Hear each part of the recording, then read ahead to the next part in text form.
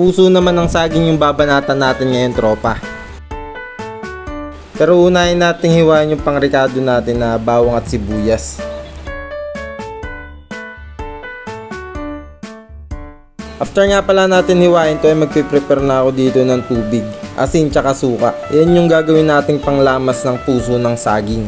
Makakatulong yan para hindi agad mangitim yung ating inihiwang puso ng saging. Madali kasi mangitim to pagkahiwa, gawa ng madagta siya masyado. Then talupan lang natin yan hanggang sa makuha na natin yung part na pwedeng pisilin. Pag pwede nang pisilin yan, pwede na nating hiwain yung part na yan. Kailangan na talaga natin siyang may diretso sa prepare nating tubig na may asin at suka, para maiwasan talaga natin yung pagkaitim, kasi konting hangin lang iitim na agad yung ating puso ng saging. Ang style nga pala ng paghihiwa dito pagkabiyak natin sa gitna, gatlaan lang natin ng konti sa gitna para hindi ganun kahaba.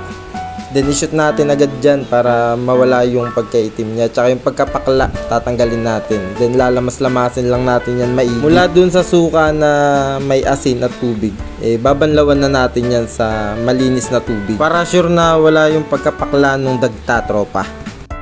Medyo matrabaho nga lang, pero napaka-quality goods nito, tropa, pag natapos. After nyan magpe-prepare na tayo para maigisan na natin. Siyempre, bawang sibuyas.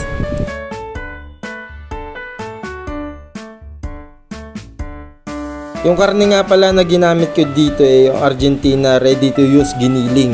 Yan, Argentina, bacon man. Isabay na natin yan, igisa mabuti. Tapos naglagay ako dyan ng oyster sauce. Yan, pampadagdag lasa yan, tropa. Then ibanat na natin yung ating puso ng saging. Ilagay na natin. Then halu-haluin lang natin ulit yan. Tapos nagdagdag ako dyan ng pork cubes at konting asawa ko, toyo.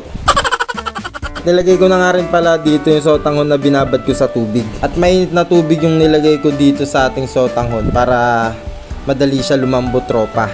Then maglalagay tayo ng konting suka, paminta, at konting kulo lang, goods na to, tropa. Pwede na natin tong ihain. Tikman na natin. Yun, quality goods. Let's go, lagay na natin to sa lalagyan.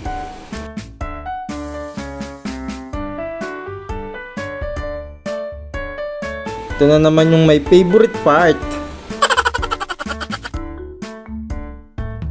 Siyempre, bago ang lahat magpe-pray muna tayo. Thank you, Lord, for the foods. Amen. Yan, mababanatan na natin at mapapasipol ka na naman sa sobrang sarap ng ating kakainin, tropa. Hindi rin siyempre mawawala itong sausawan natin na may patis tsaka sili. Pero wala munang sausawan.